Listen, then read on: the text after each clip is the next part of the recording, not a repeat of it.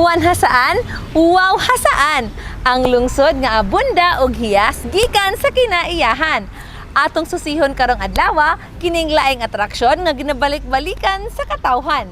Kung asa kini makitaan, kana ang angay ninyong atangan. Let's go! Hasaan ang lungsod nga daghang mapasigarbong atraksyon nga pwedeng malagan sa tanan. Abunda ang Misamis Oriental sa mga natural nga hiyas gikan sa kinaiyahan ug usa sa nabubuan mao ang lungsod sa Hasaan. Daghang resort ug atraksyon nga mapilian para pang summer getaway. Ug usa sa among ipaila kaninyo kining Cold Spring sa Sitio Kimamaon, Barangay Kimaya sa nasampit nga lungsod. Layo man kini og medyo tago ang lokasyon, apan ginadagsa o ginabalik-balikan jud sa kadaghanan. Ang LD Dagulos Cold Spring andam na kung kanus akamo mo bisita. Bugnaw og limpyo nga tubig nga gikan sa tubod ang gahulat kaninyo. Bukas sila kada adlaw, Lunes hangtod Domingo, sugod alas 8 sa buntag, hangtod alas 5 sa hapon. Aduna kining entrance fee nga 40 pesos for adults o 20 pesos para sa mga kiddos. Nindot diri mag-outing ang barkada kay adventure ang gahulat kanila. Plastar ang inyong bonding kay adunay mga cottages o tables sa ilang dapit. Giplastar alang sa inyong pagbisita aron mas mag-enjoy ang pamilya. Be one with nature diri sa LD Dagulos Cold Spring. Abunda og tubig, so go on lang ka sa imong swimming. Si Kuya Ken Mark at taga-Taguluan, super enjoy sa kabugnaw sa tubig nga walay undang sa pag-agas. Anak ko diri karon sa Dagulos Cold Spring. Tsada diri kay bugnaw ng tubig bo nya, flowing bitaw, dili magpundo ang hugaw. Nya. Tsada pud ang ang cottage kay dako nga daghan mga plastaran. Apil mga bata, way undang ang pagtampisaw sa limpyo nga tubig, inubanan sa kabugnaw, hatod sa tubod sa kinaiyahan. Dili angay mabalaka, tungod kay daghang gabantay aron magpabiling luwas ang tanang mo bisita. Aduna pud sila'y gamay nga tindahan aron inyong mapalitan. Dili usab sila gapabayad sa inyong dala nga mga sudan.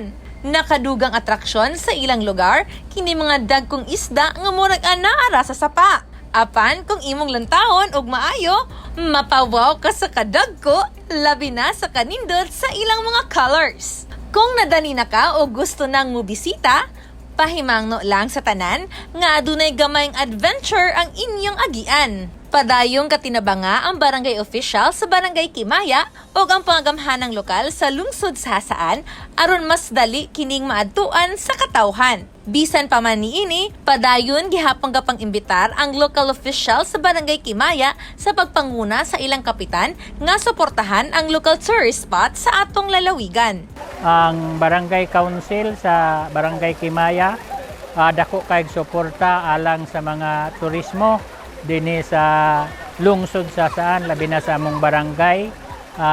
Dili kay kinilang uban nga resort na makita sa among barangay. Kami makagarantiya nga niining maong pinobre nga kaliguanan kung makaanhi ang kamo nga gikan sa laing lugar. So matagbaw kamo diha sa kita ninyo ang tubig flowing, klaro kaayo ug wala kami maggamit sa chlorine. Natural ang among pag-drain ini. Dili gayud ikalimod nga paspas ang kalambuan sa lungsod sa Hasaan. Ato gayud makitaan ang dakong kabag-uhan sa atong lalawigan. Kung sa unang panahon dili mailhan ng atong lalawigan, karon gikahinaman ng mabisitahan sa tanan. Ug kung turismo ang atong hisgutan, dili gayud maulahi ang lungsod sa Hasaan. Gani pa man, sila ang pinakaunang lungsod sa atong lalawigan nga nakaangkon og usa ka gambalay nga mao ang TAC or TAC o Tourist Assistance Center. Funded kini gikan sa nasyonal, maong garbo gayud kini sa taga-Hasaan. Wow, Hasaan! Andam kining mugiya ug moatiman sa tanang turista nga gustong mobisita sa ilang lugar o bisan asa sa atong lalawigan. Ug kini gikumpirma sa tourism officer sa lungsod. Ana ami comfort room and shower rooms nga atong ma-provide any guest and tourist nga moagi sa among lungsod. Mohatag sad mi og mga guide og asa pwede magbisita sa lungsod sa Hasaan og putudlo sad mi og asa dapit pwede magpahulay sa panahon sa kagabion. Makita sa Barangay Kimaya ug anaalang daptin sa dalan, busa dali ra matultulan ug accessible sa tanan. Nagbunga ang tanang pagpaningkamot sa atong amahan sa lalawigan. Gisugdan sa pagmugna sa Kuyamis Festival kay nakita ni Governor Bambi Imano nga walay insaktong kapistahan ang atong lalawigan. Gisundan dayon kini sa pag-ila sa mga tourism officers sa matag lungsod ug dakbayan aron mas panghingusgan ang turismo sa matag lugar sa Misamis Oriental. Sa nahabiling tuig ni Governor Bambi Imano, nagyukbo kini sa katawhan nga mas palambuon pa ang turismo sa atong probinsya. Aron ang kaniadto nga wala maila nga probinsya, karon gikahinama na nga mabisita.